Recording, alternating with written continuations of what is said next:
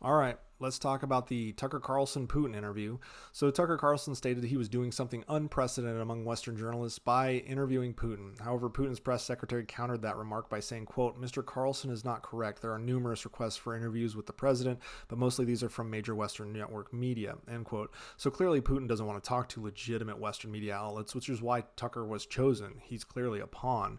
The Kremlin promoted Carlson's qualifications, stating he was the sole Western journalist allowed to interview Putin in 2 years, stating that Carlson stands, quote, "in clear contrast to the position of the traditional Anglo-Saxon media," end quote. And that really seems like cowardice from Putin than a flex, but that's just me. However, upon the release of the interview, it became evident why Putin chose Carlson. Throughout the interview, Carlson mostly remained quiet while Putin rambled on with questionable historical views on Ukraine, voiced his complaints about the West, and promoted points aimed at resonating with Carlson's MAGA audience. There were a few challenging questions presented by Carlson, one of which asked why Putin had not invaded in the previous 22 years, to which Putin responded with a lengthy historical explanation stretching back to the 17th century and didn't actually answer the question. Carlson seemed either poorly informed or reluctant to press Putin on anything important. Carlson looked confused as Putin responded with obscure historical references like Rurik of Novgorod, but Carlson didn't challenge Putin on more relevant contemporary topics. Carlson aimed for the interview to try to create a political stir, and he wanted some significant revelation here. However, it ended up being lackluster and unremarkable, and that's because Putin drove the interview. It was quite tedious, and there was a lot of repetition, and Carlson didn't even really need to be there. This probably could have been accomplished with just Putin giving a speech. For instance, Carlson allowed Putin to claim unchallenged that the invasion of Ukraine was a bid to denazify the country and not a campaign for conquest and resources, as it really is. Essentially, the interview served as a 2-hour opportunity for Putin to weaken Republican support for Ukraine and present this alternative narrative where the US and NATO are enemies to Russia.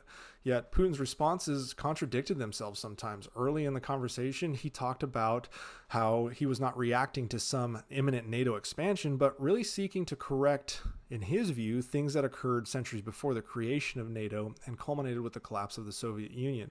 I've said this a half a dozen times before. This is not about Russia's security. It is about Russia's quest for power with Putin at the helm.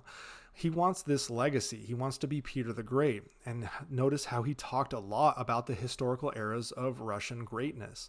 What is kind of funny, but not really that funny, is it became apparent throughout the interview that Tucker Carlson started to realize that Putin's focus on historical Russian entitlements from the 16th century, even when answering questions about current events, suggested a detachment from reality, or that Putin probably has somewhat lost it.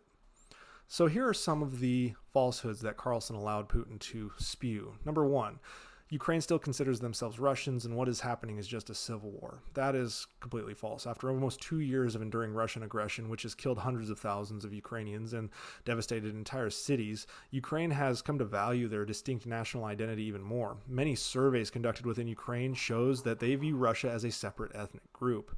Number two, Putin has said that the 2014 coup in Ukraine was accomplished with the help of the CIA. This is absurd. There is no evidence of CIA involvement whatsoever, and Russia hasn't even presented their own evidence.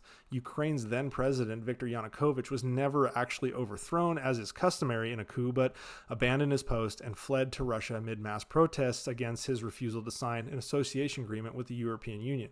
In fact, much of their parliament was still functioning. The number three lie Putin said is NATO has options to recognize Russia's control over the new regions. This is legally false. Per the NATO Charter and the United Nations General Assembly, Russia's attempted illegal annexation of Ukrainian regions has no validity under international law. Number four, Putin said that it was Ukraine that started the war and Russia is just trying to stop it. That is unbelievable nonsense. Putin can stop this war at any time. Instead, he keeps sending in troops and equipment and killing Ukrainians and then passing laws to legitimize the occupation of Ukraine. Unbelievable nonsense. Number five, Putin said that us in the West agreed that after the Soviet Union collapse, Russia would maintain its prior Soviet borders. That's not the case. During the 1990 summit, President Gorbachev accepted the idea of German unification within the NATO alliance, based on the principle that every country should freely choose its own alliances. Even Robert Zoellick, who was the U.S. diplomat who helped in these negotiations, said there was never a promise to not enlarge NATO. Now, there are other falsehoods, but I don't have time, frankly. The interview is expected to significantly increase Carlson's viewership. It's going to make him money. And he needed this because lately his guest lineup has mostly featured really weird conspiracy figures like Cat Turd. However, by elevating his visibility through this interview, Carlson has inadvertently given Putin a platform to introduce his controversial and harmful historical narratives to a broader audience. And it seems to have struck a chord with Carlson's followers, as the worst of the worst in the MAGA camp seem to be touting Carlson's interview as some sort of triumph for modern journalism. The funny thing is, Carlson himself said in 2020, "I'm an entertainer, not a journalist. Why would anyone actually believe me?" Well, he got that right. But some pro-Russian MAGA members are saying that it is inexcusable that Biden hasn't talked to Putin in 2 years, as Putin claimed. My response to that is, one, Putin could be lying, as he often does. And number two, why does Biden need to talk to that piece of crap anyways? We all know what's going on.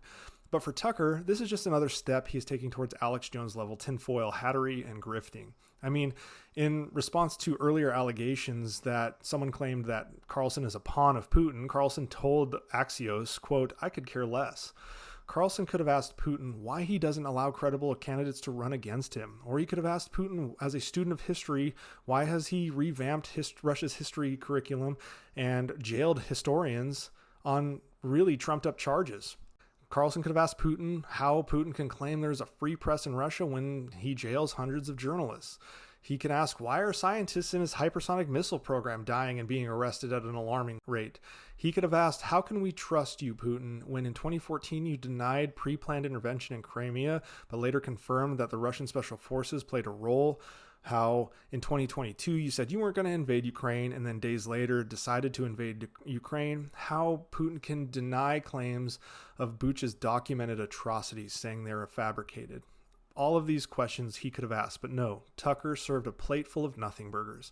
And I would like to say this interview marked a significant setback for Carlson's career, because it would have for any serious journalist, but his core support thought it was revolutionary. For me, it was merely a conduit for Putin's aggressive ideologies to reach an American audience, while showing Putin's Russian audience that he is willing to take questions from the enemy. Regardless, this discussion was dull, lacked any challenging questions, and was filled with contradictory logic. The interview served as a platform for propaganda from Putin, who is the leader of a hostile nation and is accused of war crimes. By participating, Carlson turned into a vehicle for this propaganda, and I think Carlson realized this mid-interview, but didn't change course. So that's my thoughts on the interview. Again, we kind of expected this was what was going to be.